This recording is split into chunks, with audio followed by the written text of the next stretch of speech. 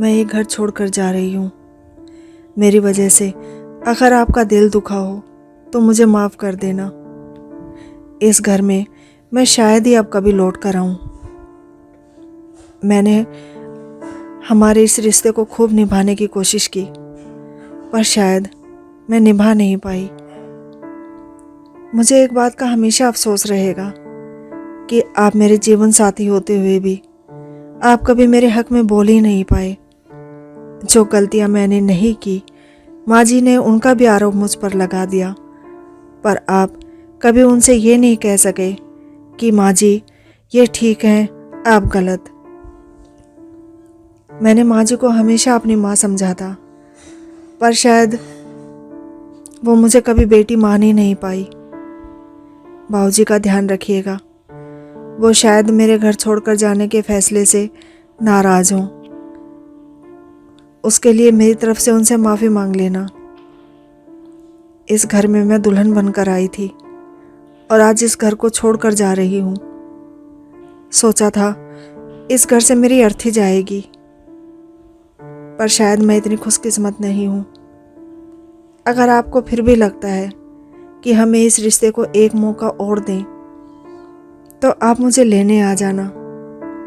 मैं आपका इंतज़ार करूँगी। तुम्हारी पूनम। सुन बहुरानी, ये सारे जेवर है ना यहीं छोड़कर जाएगी। इन पे तेरा कोई हक नहीं है, ये मेरे दिए हुए हैं, समझी? माँ जी, आपके दिए हुए सारे गहने मैंने इधर रख दिए हैं, संभाल कर रख लीजिएगा, बहुत कीमती है। जब ये घर ही मेरा नहीं रहा तो मैं इन गहनों को लेकर क्या करूँगी। और हाँ, आपकी सारी दी हुई कीमती साड़ियाँ मैंने अलमारी में ही रख दी हैं। मैं केवल वही साड़ियाँ लेकर जा रही हूँ जो मेरी माँ ने मुझे दी थी। अच्छा माँ जी, चलती हूँ।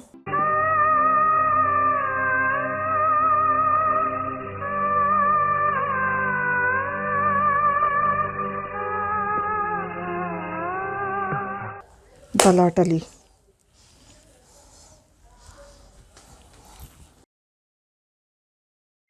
चलो, उस मुसीबत से तो छुटकारा मिला। उन सब के आने से पहले जरा देखो तो सही, कोई जेवर लेके तो नहीं चली गई।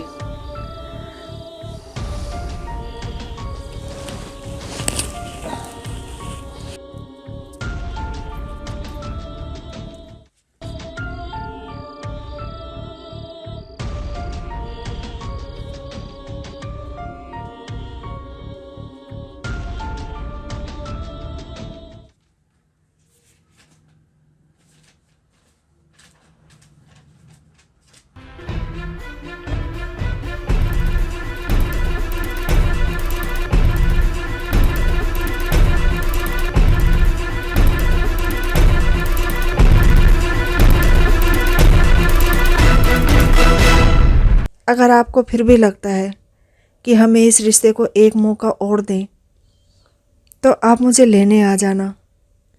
मैं आपका इंतज़ार करूँगी। तुम्हारी पूनम।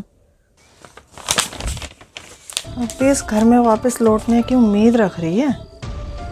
इस घर में तू आएगी तो जब ना वापस, जब मैं तुझे आने दूंगी।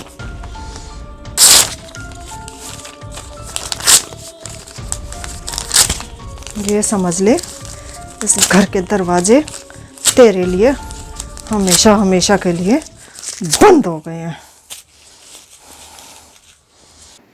माँ, लगता है गुड्डू आ गया। नाटक शुरू करती हूँ। हे भगवान, क्या कमी रह गई थी। अरे मैंने तो उसे अपनी बेटी की तरह रखा था, क्या कमी रह गई मेरे प्यार में। अरे माँ, आप रो क्यों रही हो? अरे वही हुआ बेटा जो नहीं होना चाहिए था। आज तो तेरी बहू ने ना सारे रंग दिखा दिए अपने। मैं तो उसे लक्ष्मी समझ रही थी, पर वो तो दुर्गा निकली।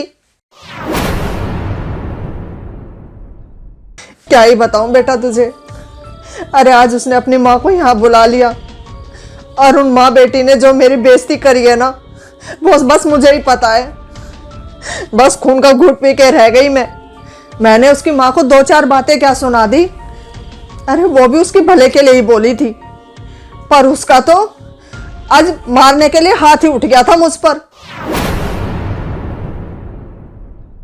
उसकी इतनी हिम्मत, अभी बताता हूँ उसकी इतनी हिम्मत हो कैसे गई। चली गई बेटा वो। चली गई? हाँ, अपनी माँ के साथ चली गई।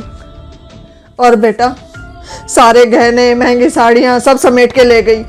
मैंने कहा अरे जब तू इस घर की नहीं रही तो इन गहनों पर तेरा क्या वो है, हक है? तो कहने लगी ये जेवर मेरे हैं, इन पर मेरा हक है, इन्हें तो मैं लेके जाऊंगी। बेटा सब ले गई समेट के।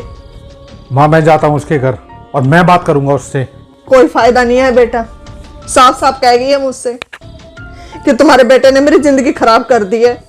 अगर मेरे यहाँ आने की या मुझसे मिलने की कोशिश करी ना तो ऐसी बेइज्जती करूंगी कि कहीं मुंह दिखाने लायक नहीं रहेंगे। बेटा उसने हमारी एक बार भी नहीं सोची। उसने ये नहीं सोचा अरे हमारी समाज में कितनी बेइज्जती हो जाएगी।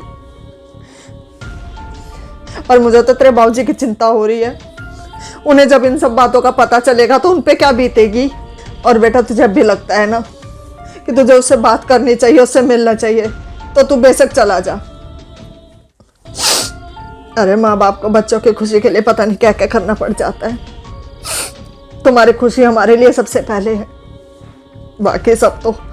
नहीं माँ, मैं उसके पास कभी नहीं जाऊंगा, क्योंकि उसने केवल आपका अपमान नहीं किया, इस घर का अपमान किया है, बाबूजी का अपमान किया है, और आपका अकेले का नहीं, इस पूरे खानदान का अपमान किया है। और मैं आपकी कसम खा के कहता हूं कि आज के बाद मैं उससे कभी ना मिलूंगा, ना उससे कभी कोई बात करूंगा।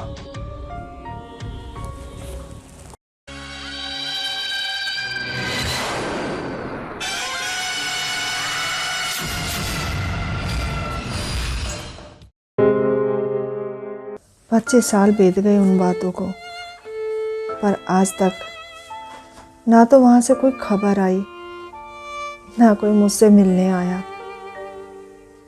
शायद उस घर में किसी को मेरी ज़रूरत थी ही नहीं, ना ही मेरे जाने का अफसोस।